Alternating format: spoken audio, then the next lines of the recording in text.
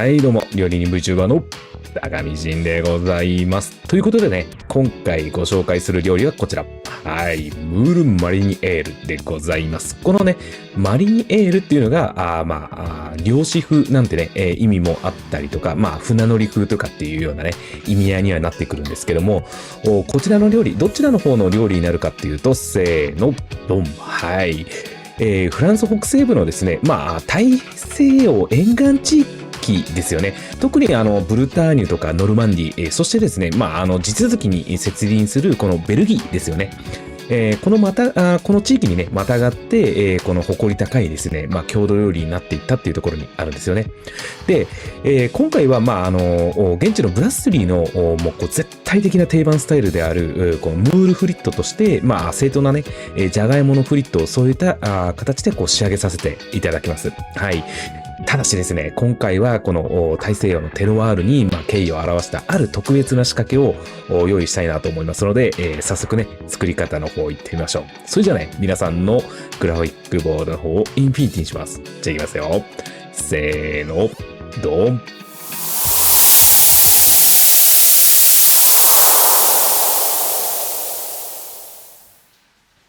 はい、では材料の紹介です。こちらムール貝ですね。で、この横のところに側枝と呼ばれる、紐ですよね。岩とかにこうしがみつくための紐だったりしますね。で、こちらイタリアンパセリ、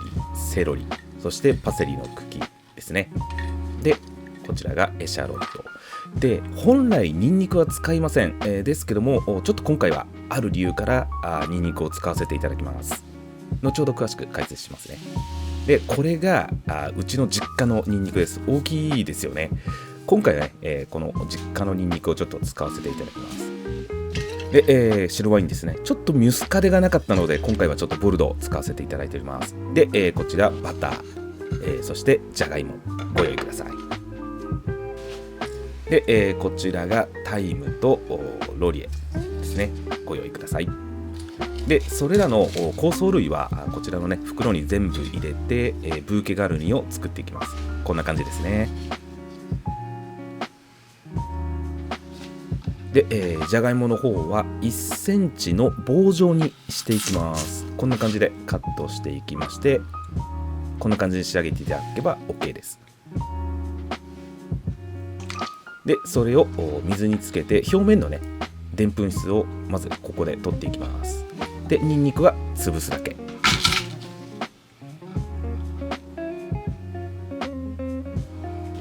で、エシャロットはしずれにしてこんな感じですね。板パセはこんな感じでね、粗めでお願いいたします。で、セロリの方もこちらもみじん切りにしていきます。こんな感じでよろしくお願いします。で、じゃがいもの方はこんな感じでね、ペーパーで表面まずしっかり水分取ってあげてください。ちょっと丁寧に一本一本やっていった方がいいですね。こんな感じでお願いします。余った部分はこんな感じで水につけて他の料理に使っていきます。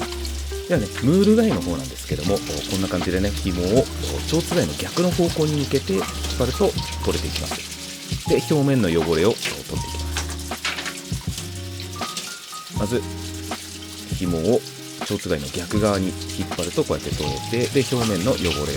ていきます。この時あまり長く水にね当てないようにだけしてください。表面をねさっと洗うぐらいな感じの水のつけ方で OK です。ではじゃがいもの方を150度ぐらいでまずね揚げていきます。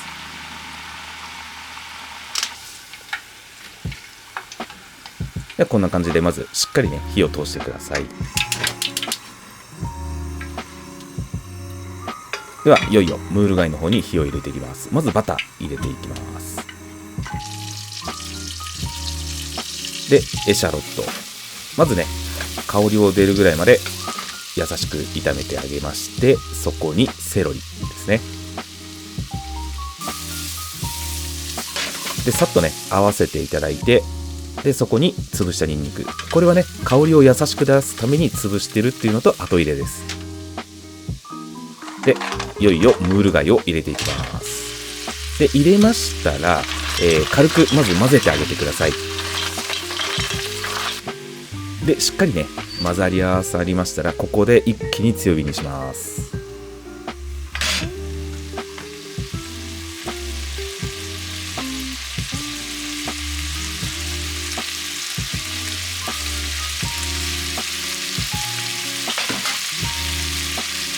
でね、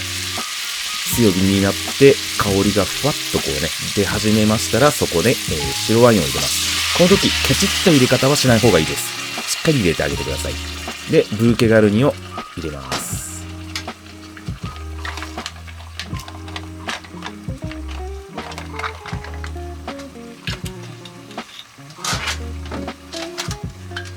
で、蓋をして3分ほど火を入れていきます。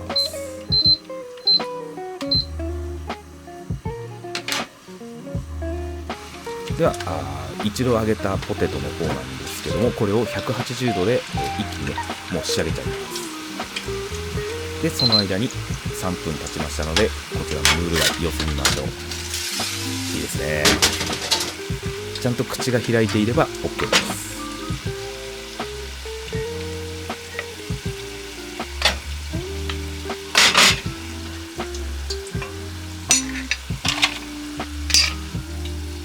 こんな感じですね。で、こちらね、火の方を強火にして残った汁の方をちょっとね詰めていきます。でその間にねポテトが上がりましたので取っていきます。こんな感じですね。これでね、中はこうふわふわっとしていて、外はカリカリっとしております。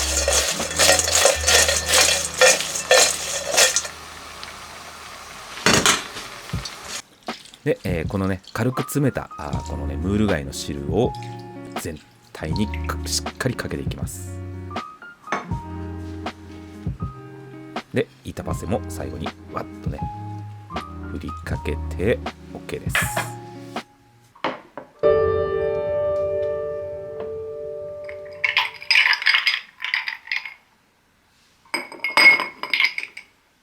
はい、今回ねご用意しましたのはこちら、ブルターニュ産のコルノグというウイスキーになりますね。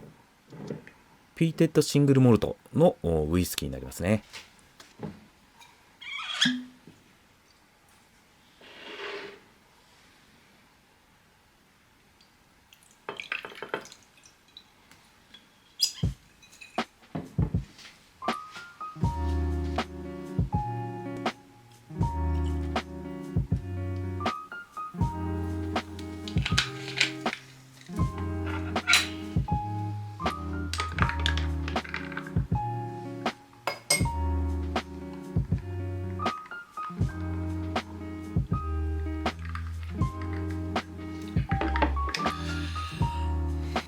いやー贅沢だな。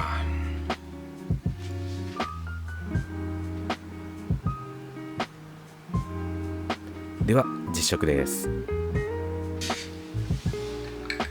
すいません、いただきます。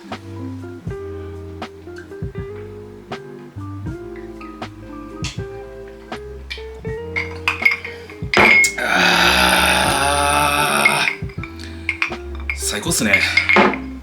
よし。で最初の1個だけちょっとフォークで失礼して、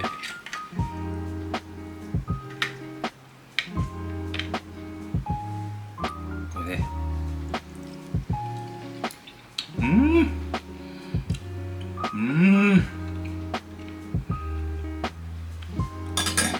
最高。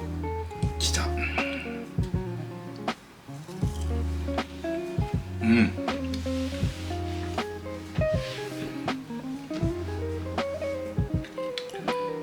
で、このね空いた殻を使ってこれをこうピンセット代わりにして、でこんな感じで次のねこうやってこう取って食べるみたいなね感じなんですよね。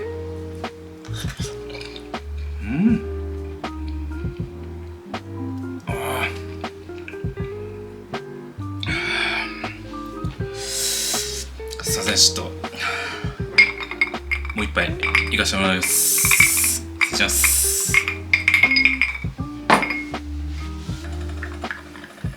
せん。2杯目いただきます。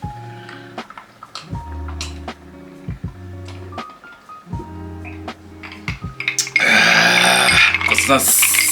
いただきます。で、これポテトですよね。で、今まだちょっと殻あるんですけど、これをですね、ちょっと今殻どかしますんで、そこに溜まってるこのスープありますよね。で、ここにちょっとこうポテト突っ込んでこうやって食べるんですよね。だからうまいんですよ。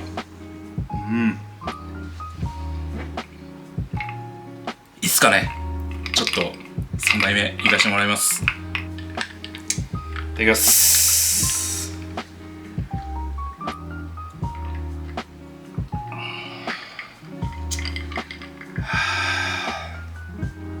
ムール貝自体がなかなかこう手に入るシーンっていうのが難しいかもしれないんですけども、ぜひねこのムール貝手に入った時は、こちらのね、作っていただいて、ぜひ楽しんでいただけたらなと思います。はい、ぜひ作ってみてください。以上がね、ムールマリネールのご紹介でございました。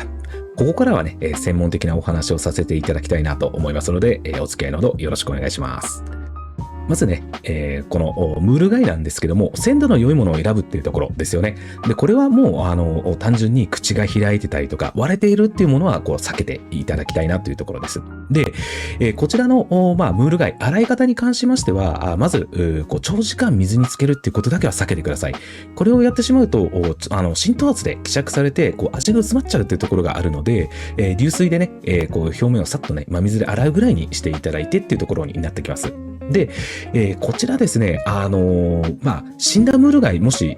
あった場合、これがですね、そのまま調理してしまうと、調理時にですね、口が開かなくなってしまうっていうことがあったりします。で、この時に、死んだムール貝の注意点としては、常温の真水でですね、そのまま放置というか、長時間水につけてしまうっていうことをやると、非常に速いスピードで、腐敗が始まっちゃうんですよね。で、場合によっては食中毒の原因になったりとかしますので、ここだけはね取り扱いの際には気をつけていただきたいなと思います。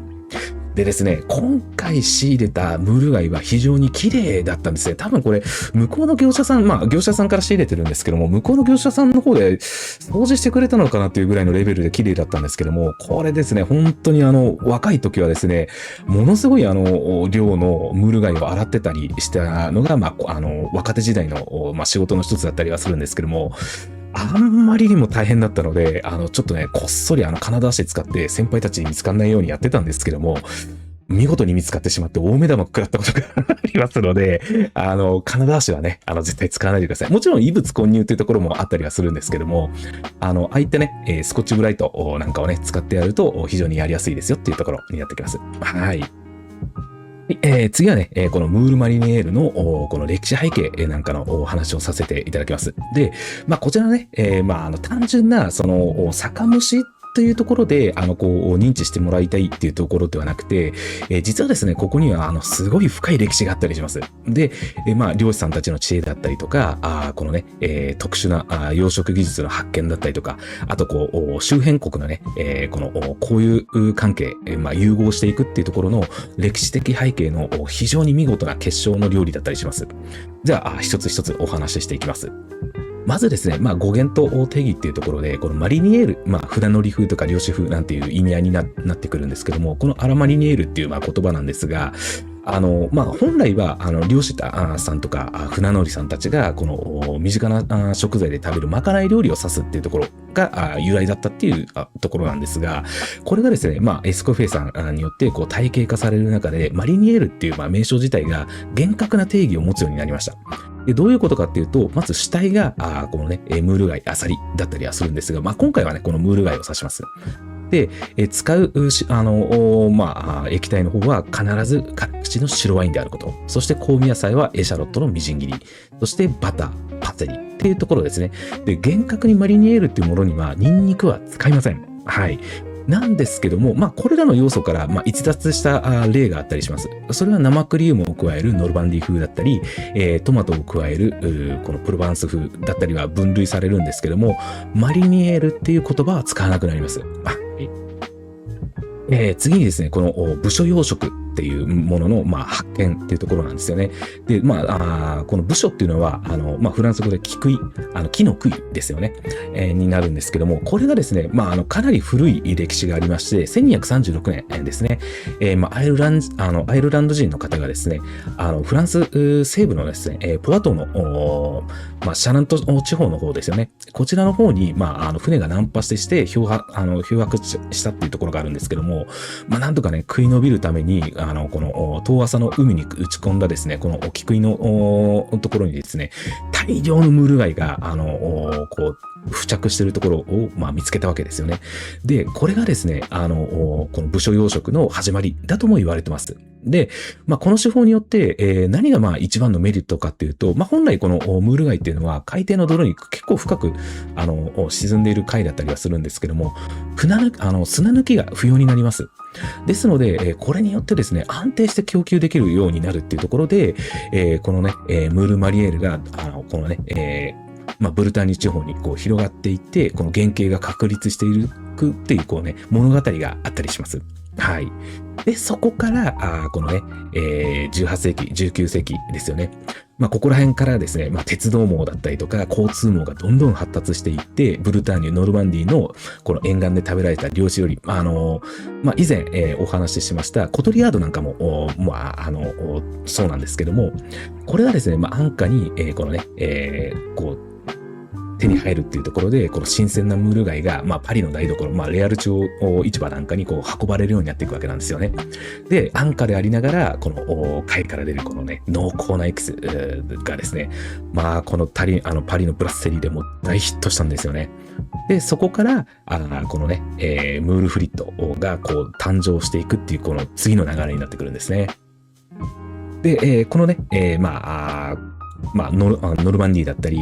このね、ブルターニュのフランスの郷土料理だったムールマリエールが、現在のようなポンムフリット、フライドポテトを添えるこの絶対的スタンダードになっていくっていう背景には、このお隣のベルギーが非常に、深い関係があります。で、このフランス最北部の、フランドル地方のこの歴史ともこう絡んでくるっていうところがあるんですけども、冬の、時期になりますと、この冬場がですね、海が荒れてしまって魚が取れなくて、で、当然、川魚を取ろうとしても川が凍結していてっていう状態になってくるんですね。で、そうなってくると、ムール貝が非常に、取りやすくて、これがね、魚の代用品として、このね、労働者の方々の胃袋を支える一つのね、食事の一つとなっていったんですね。で、この時にこのベルギーの方で、小魚の代わりにジャガイモをこう棒状に切ってあげた料理をこうフリットっていうんですけども、これがですね、だんだんこの19世紀頃からこう大衆食堂にこう出てくるようになってくるんですね。で、それがこう1875年ですね。1875年の、リエージュの市場で、このムールフリットっていう形で、提供されたっていう、記録が残ってるぐらいの、この流れがあったりします。で、この、大西洋の方、フランス大西洋の方の確立されたこのムールマニエール。このマニエールっていうものなんですけども、これが、ベルギーのこのフリットで、こう、合致させて、このね、フリットのこう召し上がるときに、このムール貝のソースを吸わせて食べるっていう、この合理的な文化が、こうね、どんどんこう、広まっていって、だんだんこのムールマニエールっていう、このね、一品の料理が、どんどん完成していくっていう形の、ストーリーがあったりします。で、現在におけるこのね、ムールフリット、このね、ムールマリニエールの、位置なんですけども、これはですね、もはや、コンフォートフード、ソウルフードになっていくわけなんですよね。で、これが、週末に、家族だったり、友人だったり、みんなでね、囲って食べるっていうね、大衆的なガストロノミーの象徴としても、非常にね、人気のメニューになってします。で、このフランス北部のですね、都市に、リールっていうところがあるんですけども、こちらにですね、毎年9月に、ブラッドリーっていうですね、イベントが開催されるんですけども、そこにですね、なんと、数日間で500トンものムール貝をこう消費して食べるっていう、イベントがあるんですけど、それだけじゃないんですけどね。で、それをですね、店の前にですね、とんでもない山の量の、この空いたね、この秋殻が、こう積まれるっていう光景が、このね、フランスの秋の風物詩になってたとかっていうところがあります。はい。はい。ではね、なぜ今回ニンニクを使ったのかっていうところですね。ここが、今回のこの動画の、仕掛け部分であったりとかするっていうところで、伝統に対しての、革新的な、挑戦だったりっていうところの、ちょっと大げさには言ってはいるんですけども、ちょっとね、面白おかしく見ていただけたらなと思います。で、伝統的にはリネール、先ほど話した通りに、ニンニクは入れません。これを入れてしまうとっていうところの話になってくるんですけども、ニンニクの、強いアロマがですね、やっぱりその、貝のデリケートな磯の香りですよね。ヨード香っていうところなんですけども、これをですね、破壊してしまうんですよね。もうマスキングしちゃうっていう、意味にはなってくるんですけども、じゃあなぜ、今回私がそのタブーを破ったのかっていうところですよね。で、それがですね、今回ご紹介しましたブルターニュのこの海岸ゾーンのピート香の強いこのコルノグですね。これを、シングルモルトのウイスキーコルノグのこの炭酸のハイボールで召し上がるっていうところなんですけども、ちょっとね、ここからは、ちょっと話半分、面白半分で聞いていただければなとは思うんですけども、このね、香りに関しての話なんですけども、このニンニクのニンニクをバターでこう加熱した時に生まれるですね、硫黄化合物が、そのニンニクのピートと非常にですね、めちゃくちゃ親和性高いんですよ。で、これがあって、これをですね、なんとか味の骨格を持たせるっていうために、このニンニクを入れてるんですけども、この時絶対にやっちゃいけないルールがあります。みじん切りにすることです。これをやってしまうと、ニンニクの香りが強すぎて、ムール貝本来の主役であるこのヨード香を殺しちゃうんですよね。でも、コクは欲しいんですよ。となると、このニンニクを潰してあげて、優しいこのニンニクの香り、そしてコクを出していくっていうところで、これを、仕掛けとして忍ばせたっていうところになってきます。はい。で、そこにですね、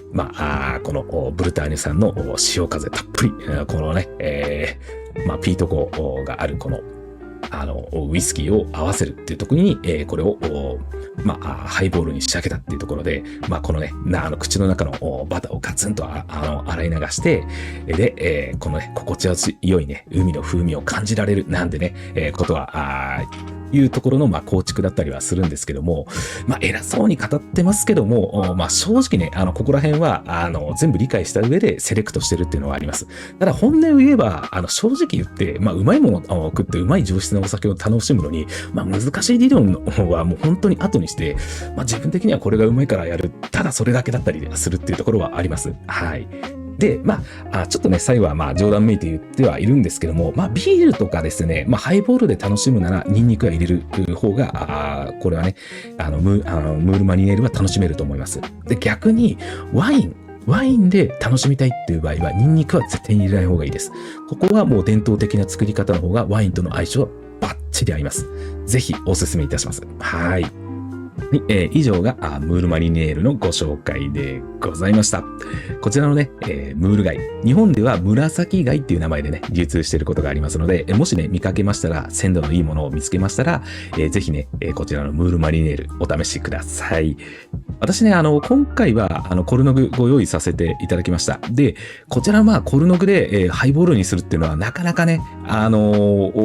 って多分思われちゃうとは思うんですよね。ウイスキー好きな方々からするとね。で、